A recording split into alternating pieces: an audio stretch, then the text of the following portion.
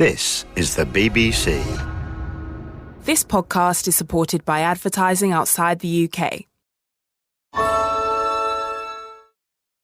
Quality sleep is essential. That's why the Sleep Number Smart Bed is designed for your ever-evolving sleep needs. Need a bed that's firmer or softer on either side? Helps you sleep at a comfortable temperature? Sleep Number Smart Beds let you individualize your comfort so you sleep better together. J.D. Power ranks Sleep Number number 1 in customer satisfaction with mattresses purchased in-store. And now, during our lowest prices of the season, shop the Sleep Number Smart Bed starting at $999 for a limited time. Prices higher in Alaska and Hawaii. For J.D. Power 2023 award information, visit jdpower.com/awards. Only at a Sleep Number store or sleepnumber.com. This is the story of how a group of people brought music back to Afghanistan by creating their own version of American Idol. The joy they brought to the nation. You're free completely. No one is there to destroy you. The danger they endured. They said my head should be cut off. I'm John Legend. Listen to Afghan Star on the iHeartRadio app or wherever you get your podcasts.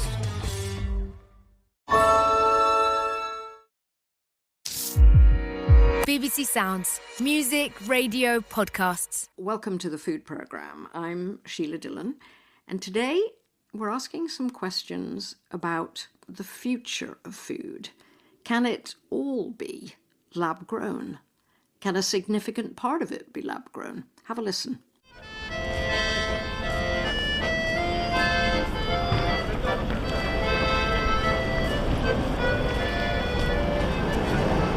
We're in the centre of Helsinki, wonderful Helsinki, standing by the main railway station, which is this Art Deco monument with a certain Finnish massiveness designed by the architect Saarinen, which is a reminder of how long Finland has been a leading light in design and architecture. But it's also been a technological powerhouse. You know, early mobile phones, the margarine that brought down your cholesterol, and we're setting off on a train to a factory which is making for microbes an alternative protein. Is this going to change the face of food? Is it any good? What does it taste like? Well, we're going to find out.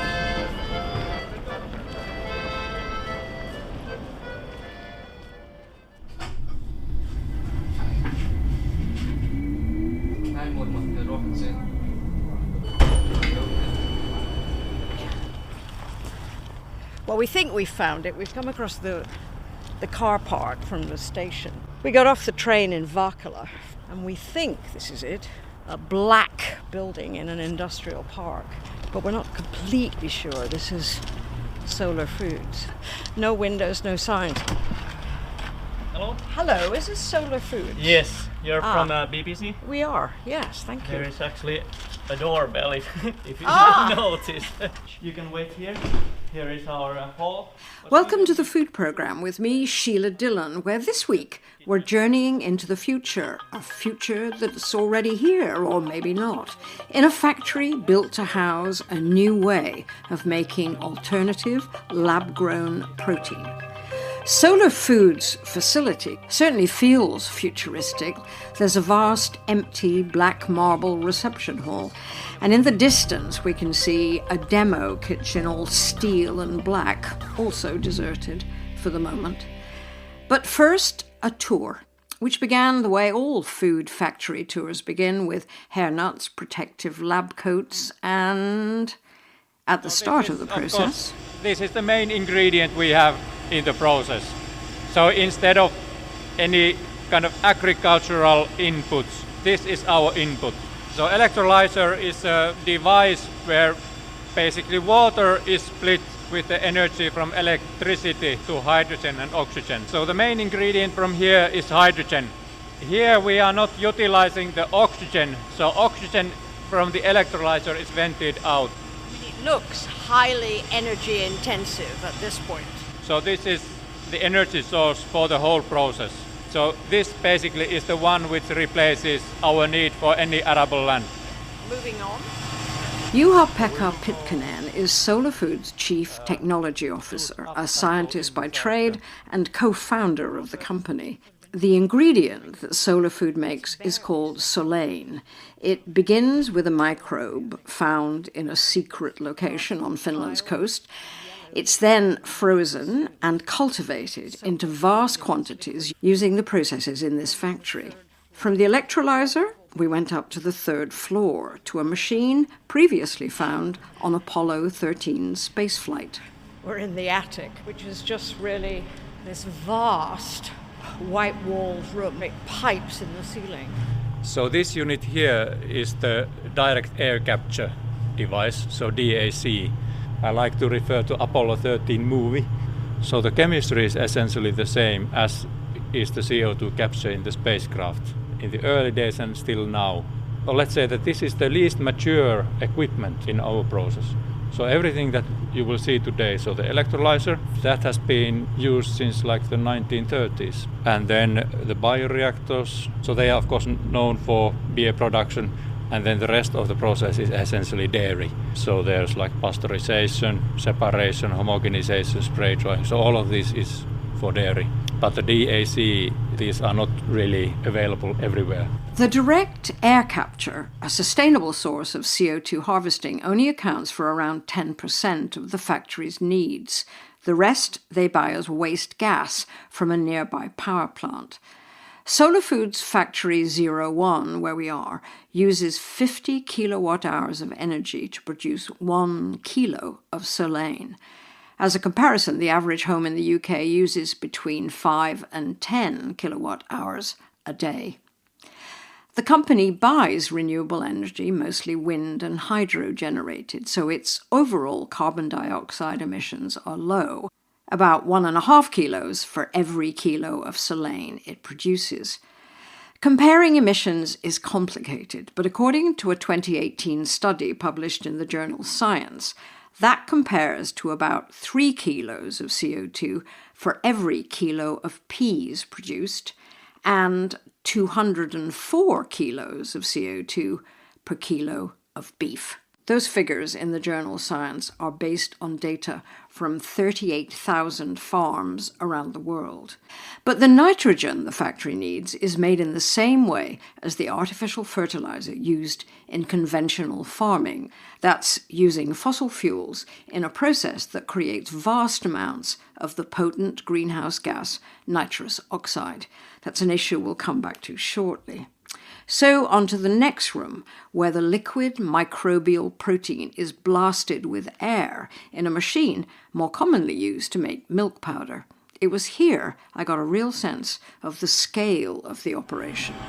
My powers of description. I think you'd have to look at the photos on the website of this bioreactor and the hundreds of pipes and cables which lead into it. It's a long way from a farm. Yeah, so in terms of economy of scale, to make it profitable, it would have to be 60 times bigger. So that the Solein powder is essentially just the first example of the products that we can make from hydrogen and CO2 with microorganisms. And where is it going? Who's using it? So we have already had some products, test marketing products launched in Singapore. When do you think you're going to get EU permission? I think it's about 1.5 years away. And UK permit, it's also in the process. Let's go have a look at the mineral ingredients. The factory runs constantly, but to produce a sack of Solein ready to use in food, and it's a yellow powder that looks very much like turmeric, takes around 4 days. Along with CO2, oxygen, hydrogen and nitrogen, some trace minerals are also added to the mix, a mix that has to imitate the exact combination of elements a plant takes from the soil, though here it all has to be added manually. In the order of what chemical elements we are feeding. So again, hydrogen, oxygen, carbon, nitrogen.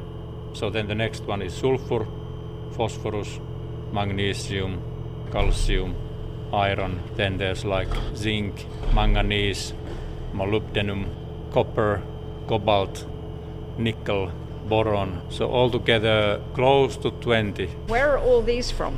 all the minerals, they essentially come from mining. They are so tiny amounts, but still you have to have them, because without them certain enzymes wouldn't function, and without those certain enzymes you wouldn't have growth. Mining for rare earth minerals to make a sustainable food ingredient?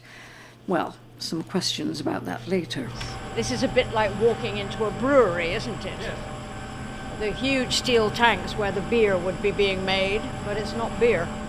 So now we are here under the pipes. Here in the corner is now the heart of the process, so the big bioreactor, so 20 cubic meter bioreactor where the organism is grown. So the next step is the pasteurization. So this is a heat treatment. So effectively what it does, it kills the organism. So after if that all sounds a bit complex, just imagine a kitchen blender on a massive scale.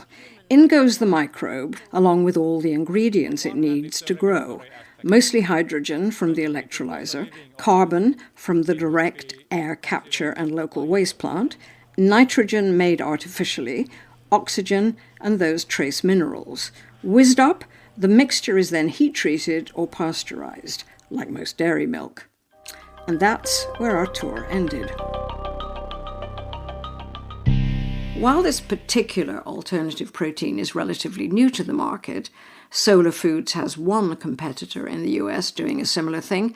Lab-grown meat substitutes have been around for a while. It cooks like chicken, you store it like chicken, you treat it like chicken, and the best part is it tastes like chicken.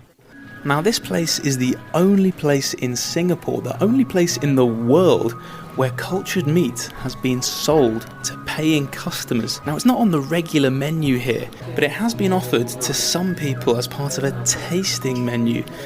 Wow, that is... I'm going to say it, because everyone's expecting me to say it. It tastes just like chicken. They typically say, this tastes just like chicken, and they're often surprised when they say that, but they shouldn't be, because it tastes like chicken, because it literally is chicken. Nick Marsh in Singapore, the first country in the world to approve cellular meat.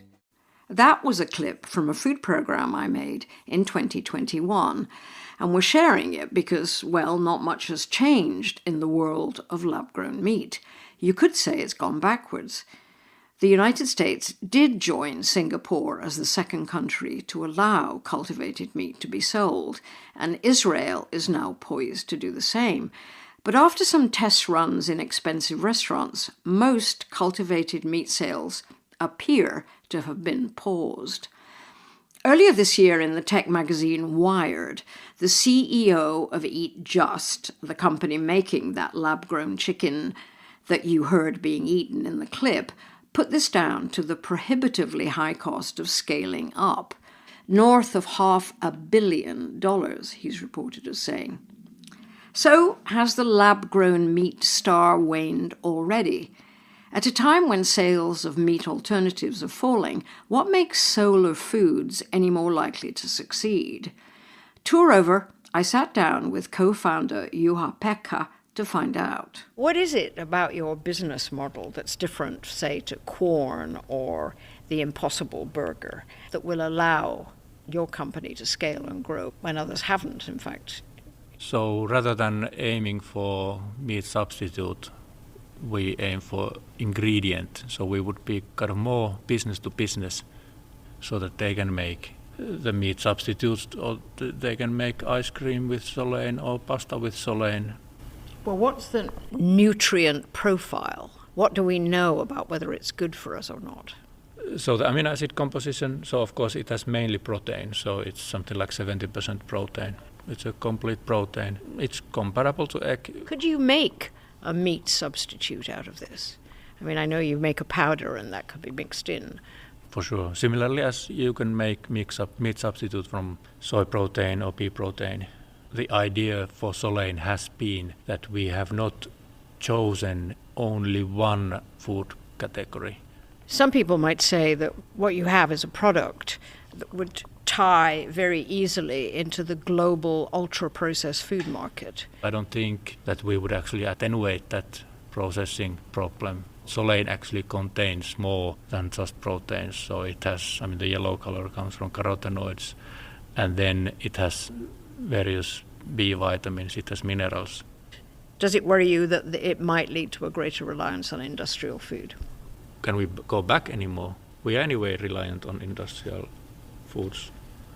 We are not hunter-gatherers anyway. Over the years, we have been trying to get funding so that we would have a container scale process powered by solar panels, so that we would have kind of a localized production. In the bigger picture, we have to go big to be able to compete with the soy ingredient prices, but then we have also a possibility to go small. Because in your press release, there is much talk of becoming a multi-billion euro company. I mean, you're quite ambitious. You want to be part of the trillion euro market. You haven't seen the press release? Yeah. This is news to you? No. Yeah, I guess I'm more humble than our CEO. Well, we want to be big, but as a humble Finn, I don't say it out loud. Could this protein, do you think, be used to replace soy in animal feed, for instance? Couldn't that be one of the most useful ways for it to be incorporated into the food system? That would be easy, but price-wise, not the first thing to do. In a sense, what is the point of all this if Solein is just used as an addition to what we already have got? You know, another kind of ice cream, another kind of pasta, another kind of burger. What's the point of what you're doing? Eventually, when it scales up, it will start to diminish something else. Of course, now when we start, it is just a drop in the ocean. But nevertheless, if this becomes bigger, so then something else must diminish. Less soy production, is it less animal meat production? The last time the food program was here, making program, was about Benecol, which at the time was the only margarine that was designed to lower your cholesterol. There is a history of entrepreneurship. I mean, Nokia, the phones and so on. Is it a country that is open to entrepreneurship, do you think? I would have several philosophical answers to that. One of them could be that it's not so easy to live here up so north. Of course, nowadays it's possible, but maybe in the olden times it used to be a poor country, and the survival here has been on the borderline. So of course that is in our nature, I would say, that trying to find ways to survive and not taking everything for granted. And in my opinion, that is mindset of many of the Finns, that we try to look at how we could make things better. Let's talk about the sustainability in terms of energy. I mean, we've been through the factory and it seems heavy user of electricity. How sustainable are you in terms of electricity for that now? And then the next question is the importance of the nitrogen being made from ammonia, which is the same process as making fertilizer in conventional agriculture, and that is one of the most polluting global warming gases. Yes, so of course we are as sustainable as the electricity source. We are buying essentially the renewable power, so it's mainly wind and hydro. Ammonia can and will be produced also with renewable hydrogen. So this green ammonia is coming, and it will be the real solution. My understanding, it's possible this year to buy. CO2 emissions, you know, the people compare what you are producing to a kilogram of beef or a kilogram of plant protein. How does it compare to beef or plant protein? So compared to plants, the CO2 emissions are 5 times smaller per kilogram, and compared to beef, CO2 emissions are 200 times smaller. Yes. How do you do your carbon counting? So we have done the life cycle analysis in collaboration with University of Helsinki. So there's a peer-reviewed publication about the life cycle analysis assessment of Solein production. Basically the area and the plant that is consumed by the cow is taken into account. My grandfather was a dairy farmer and I used to live there. So I don't want to vilify Nordic farmers because, again, living here this north, it is a challenge. so that we have to survive somehow.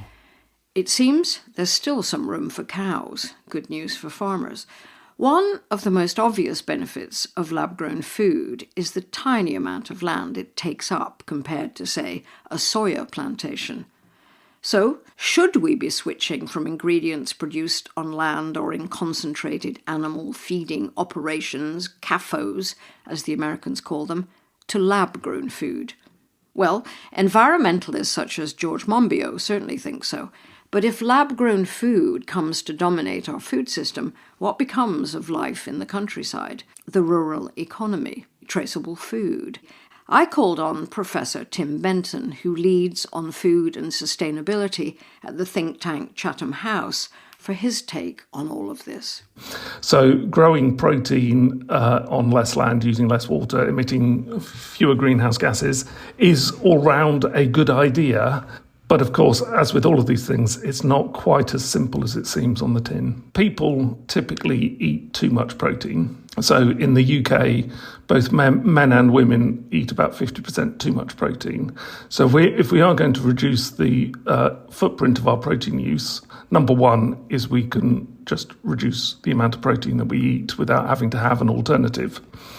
The second thing is that the relative footprint might be small for a production of a kilogram of microbial protein. The issue is that the capital costs of building a very large-scale reactor might be in the hundreds of millions.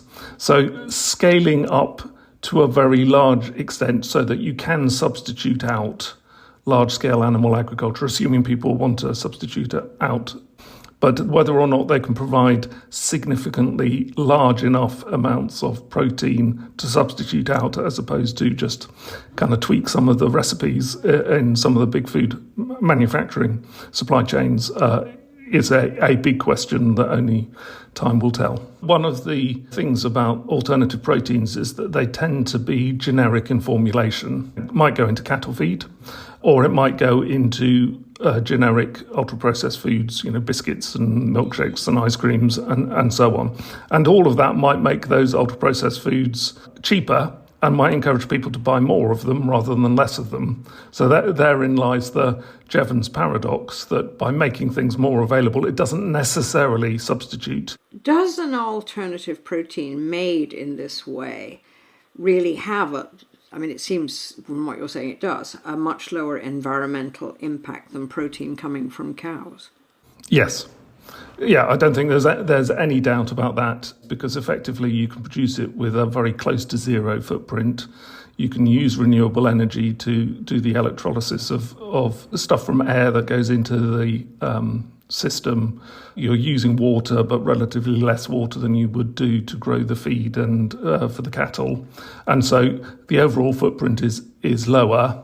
A good thing, but the question in my mind is this: A, scalability, and B, whether or not production of generic proteins in the long run is a good thing from a systemic perspective. I mean, those figures are, overwhelmingly impressive, but you're saying that there are things that they do not show you. The footprint figures are kind of broadly useful, but they're very much indicative, and they do not show the system-wide consequences. Would it actually be a significant greenhouse gas saving?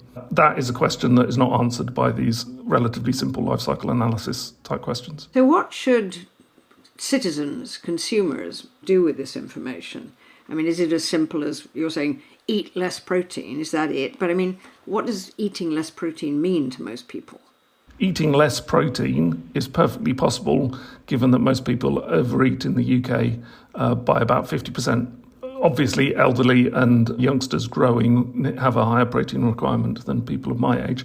A lot of what those generic proteins go into are kind of snacky type foods, or foods that are not necessarily positive from a health perspective. So eating healthily, I would say, is the number one thing that people can do. And eating healthily kind of means more fruit and vegetables, more leafy greens, more whole grains, and less meat. And if you do all of that, then you'll have a relatively low footprint. Back to the factory, we went through one room where they were storing their minerals and saw sacks of magnesium, zinc and cobalt. which are mined. Do you have any thoughts on how that should be considered as part of the overall environmental selling point? Any foodstuff that you eat, if it is grown from any organism, microbe, plant or animal, will have requirements for minerals, and those requirements for minerals will either come from mineral supplements in animal feed, for example, or they'll come from fertilizer that are put on the soils, or they will come from the soils themselves. And the harder we drive soils, the more we have to replenish those through fertilizer use. So any form of food production will have consequences that require mineral inputs. What do you make of the sales of lab-grown or cultivated meat falling globally? What's behind this? I mean, it seemed like it was soaring into the stratosphere, but it's not now. Yeah, I think the state of global politics, which I think has gone towards the right over the last 5 to 10 years, means that there has been a pushback against environmental thinking in the round. Now, in the long run, we do have to get to grips with climate change, because otherwise it will impact on everybody's lives, and changing the way we eat is an important way of doing that. And there are many ways that governments and industry and markets and citizens themselves can drive the change, but at the moment the pendulum is swinging, I think, away from much of this, particularly from an environmental perspective. But my reading is that the health side, people worrying about having a healthy diet, whether it is ultra-processed foods or whether it is excessive meat or whether it is just eating too much, the health side is going to become a more potent driver of people's choices. There is no reason to think that alternative proteins can't be part of a healthy diet, but under the current way that the market's working, the chances are that alternative proteins will end up being part of an unhealthy diet instead of part of a healthy diet. Professor Tim Benton, we'll come back to him shortly. So what do consumers, citizens, ordinary people think of lab-grown meat? I spoke to Dutch professor of biology and ethics, Professor Cor van der Weyler, about her findings from focus groups she conducted with those ordinary people. At the beginning, most people found it a very strange idea. And people started saying, well, isn't it very unnatural and very technological? But then someone else would always say, yeah, but how natural is our ordinary meat nowadays? What I noticed in the focus groups was not only this ambivalence that we talked about, it was also that people really cared about how it is being produced. I noted a certain distrust in large companies. And then there was an idea emerging in the focus group. It became a scenario. That was that you do it on a very small scale. Let's say you have animals on an urban farm or in a backyard. We call the scenario the pig in the backyard. You take some cells from the pig or another animal every now and then. And then you have a small factory next to the farm or the backyard, and then you create the cultivated meat there. And people found it wonderful. They all of a sudden, there was no one who talked about cultured meat being alienating or too technological or too unnatural. They said, well, this is what we need. It's food close to our homes. It's good relations with animals. It is knowing where your food comes from. So all their doubts had disappeared. It's clear that the way it is being produced is not something that people are indifferent to. Consumer scientists sometimes think that people only care about the product, but this is not the case. So the production process is also something. In the discussions about cultured meat, the standard view is that you need to scale up. You need to do it on a large scale because of economies of scale, efficiency, and price considerations. But on the basis of what I had found and also my worries about what it could mean for farmers, I started to think, well, maybe the pig in the backyard is not very realistic, but a normal farm could be perhaps realistic. So I started a new series of focus groups with farmers and others to see if it could perhaps, instead of being just a threat for farmers, perhaps also an option for them. There were a few farmers very interested, and there was one who wanted to start immediately. He said, well, I have my cows walking in nature areas, and I hate to slaughter them, so I would love to take just their cells and make cultured meat out of it and have my cows lead a long and happy life in those nature areas. Can you sum up what you see as the advantages of small-scale production of cultivated meat? First of all, it creates new perspectives for farmers and others who want to do this on small scale, for animal farmers to have animals on a more extensive way and combine, as it were, a traditional way of farming with innovative technology. I think that's great. And the second, of course, is that for the societal embedding, thinking back to how inspired people were when they were thinking of the pig in the backyard compared to when they think of large companies producing it. Well, it's an unequal balance. Scaling up has, of course, the economic benefits, and small-scale production has perhaps the societal benefits. And I still hope that we can explore both pathways. To sort of conclude, are you optimistic about these new developments as a way of cutting down meat consumption, dairy consumption? Yes and no. Experts on transition processes they say that once 25% of people are really convinced that we need change, then things can go faster. So then you can go towards tipping points. So there's a long period of running up that nothing seems to change. And we have all been seeing this period for the last decades. But now in the Netherlands, we certainly have this 25% of people who really are convinced that we need to eat less meat. So in that sense, I think I'm optimistic. On the other hand, times of change are also times of conflicts and turmoil. There's a lot of resistance now to the more technological options. There's a lot of disinterest for the plant-based options. And in the end, of course, the lentils remain the most sustainable options. So maybe that's in the end actually, I hope that we are heading towards a world of pulses. So then cultivated meat would be, well, a temporary thing, maybe, hopefully, or be developed into something hybrid. That's also possible, and that's actively worked on now. But times of change are also times of great unpredictability. So I'm really not predicting anything.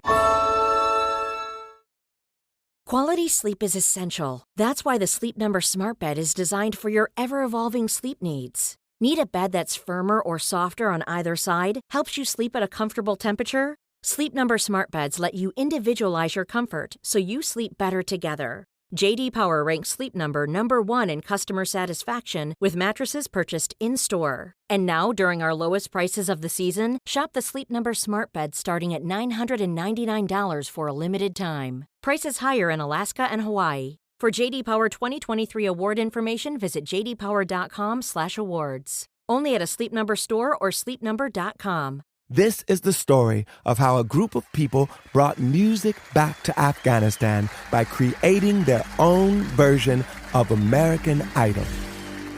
The joy they brought to the nation. You're free completely. No one is there to destroy you. The danger they endured. They said my head should be cut off. I'm John Legend. Listen to Afghan Star on the iHeartRadio app or wherever you get your podcasts.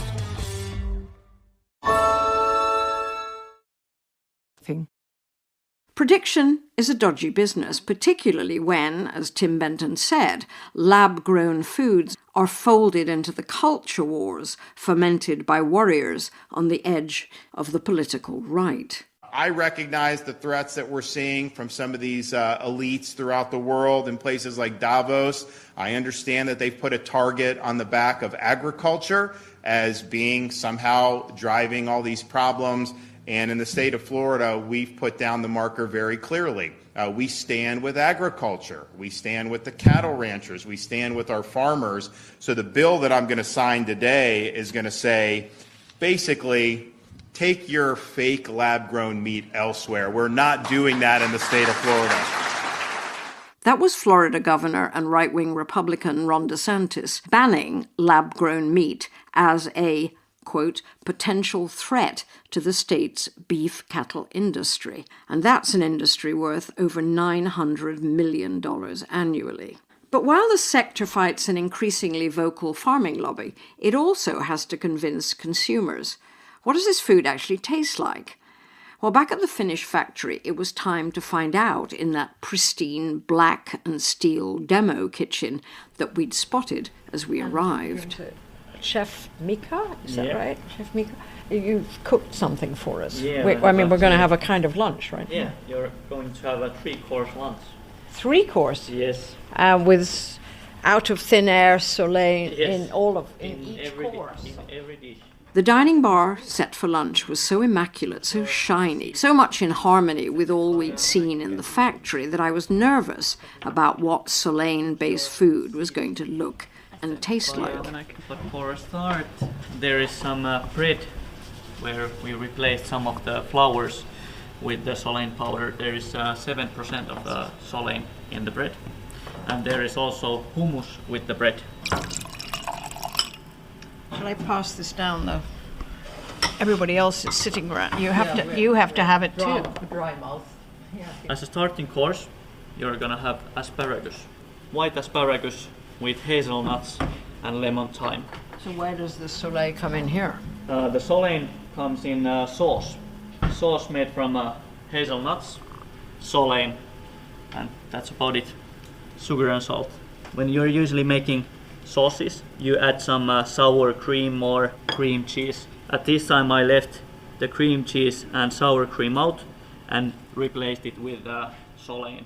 Chunks of tender white asparagus dressed in a frothy hazelnut sauce with sprigs of lemon thyme to garnish. Michelin star food, which actually made sense once I found out more about Chef Mika's background.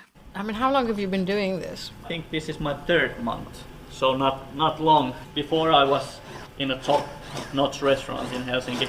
Never done the vegan cooking before, but now everything I do is vegan. We are replacing every animal proteins and replacing them with Solein. So this is completely new world to me, but it's quite inspiring, I must say. There's everything is new basically, because there is nobody in the world that has been doing things with Solein before, so it is completely new flavor, and I think the flavor is lightly nutty, that it goes really good on the base flavor with something. For example, the sauce that you had in the first dish, there is hazelnuts, water and Solein. When you add the Solein in it, it pushes the hazelnut flavor to the maximum.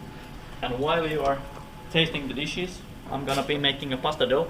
So what percentage of Solein? But here we are using, here we have, I can show you, there is durum wheat on the bottom, there is 270 grams of durum, and then there is 30 grams of Solein powder, so it's kind of 10%.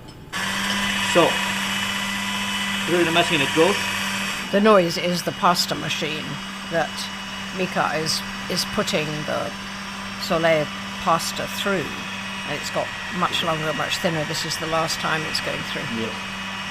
Let's put that. Well, so far it's impressive, Mika. Thank you. What do your friends in the chefing business say about what you're doing?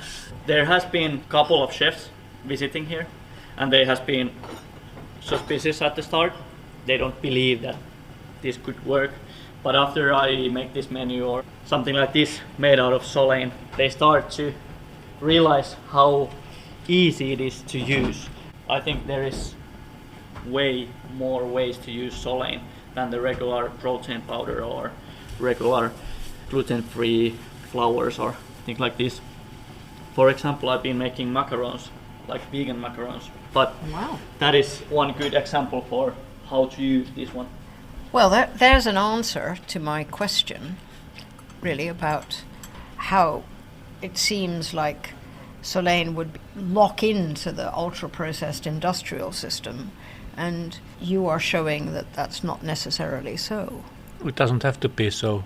And I have been thinking that should we actually make a kit, a homemade pasta kit. But nevertheless, there are options. And I guess what has been the driving force that in terms of food applications, there are options that how this could go to market. What are you doing now, Mika? I mean, I can see we're in the spinach situation. Yes, I made raviolis out of the pasta. I filled the pasta raviolis with cream cheese that is made from Solein. The cream cheese is seasoned with peas, marinated onions, and some herbs. There is lemon verbena, lemon thyme, and also some sage. With the pasta, there is gonna be also beurre blanc sauce. Looks beautiful, it also tastes good. You're quite a magician, Mika. Thank you. And you're right about the pasta. Yeah, you don't even I'm not notice. Italian, but it's tender and... Yeah.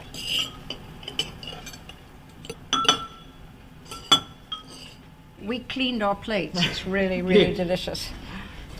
You mean there's more? We get a dessert. There is, of course, there's dessert in every 3-course lunch.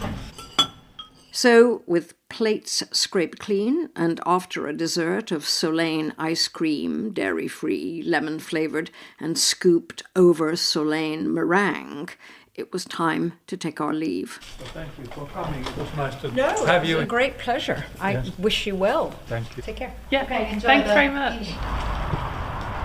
My goodness, that was an experience, wasn't it? Yeah. Farm to Fork 2.0. Have you got anything that you would still like to find out? Questions unanswered? I think having eaten that lovely meal and Mika having done all that research into how to incorporate it into these different foods is very interesting. It seems to me that it is an ingredient that the main food industry is going to want to incorporate into their foods because it's just a way of souping up what they make. Are you convinced? Am I convinced? Is this the alternative protein that will actually succeed and do something for us?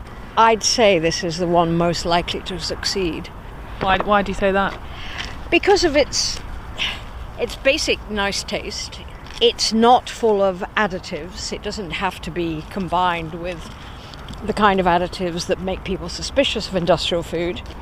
But you're an advocate, Sheila, of real food and good I food, am an advocate really. of real so how food. does it square with that?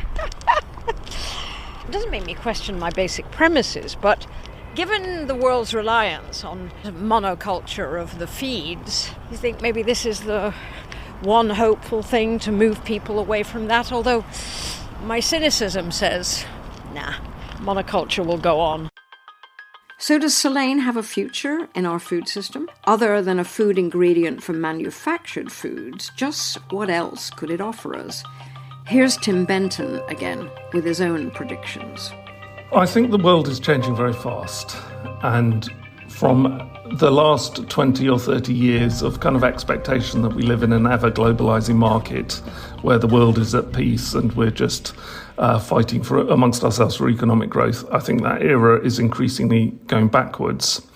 So if you're looking ahead where supply chains are disrupted by climate impacts, where there is more geopolitical competition, perhaps conflict, what should countries do to ensure their food security? Now, I think if you take a food security as part of national security lens, alternative proteins being relatively small footprint, high capital, yes, but relatively small footprint, are a way of countries having a kind of fallback way of producing food that doesn't require huge amounts of land. So I think there is very much a niche for these, but not in the way that market forces are currently aligned. It might make sense much more from a national security perspective to encourage the growth of this sector. So I do think that there is a role for it in future. I just can't see under the current system market forces driving this to scale and substituting it for the animal sector, given where we are at the moment. But I think it's inevitable.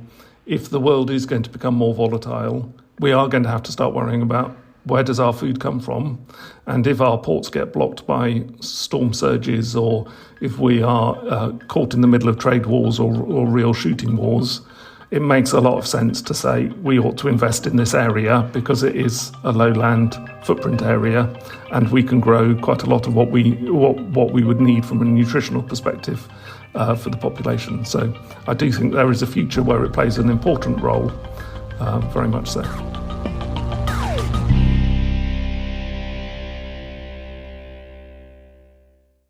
The food programme was presented by me, Sheila Dillon, and produced by Nina Pullman for BBC Audio in Bristol. We both hope you enjoyed it. Planning for your next trip? Elevate your travel style with Quince. Quince has all the jet-setting essentials you'll want for your next getaway, like European linen, premium luggage options, buttery soft Italian leather bags, and so much more. And is all priced at 50 to 80% less than similar brands. Plus, Quince only works with factories that use safe and ethical manufacturing practices. Pack your bags with high-quality essentials you'll be wearing for vacations to come with Quince. Go to quince.com/pack for free shipping and 365-day returns. This is the story of how a group of people brought music back to Afghanistan by creating their own version of American Idol. The joy they brought to the nation. You're free completely. No one is there to destroy you. The danger they endured. They said my head should be cut off. I'm John Legend. Listen to Afghan Star on the iHeartRadio app or wherever you get your podcasts.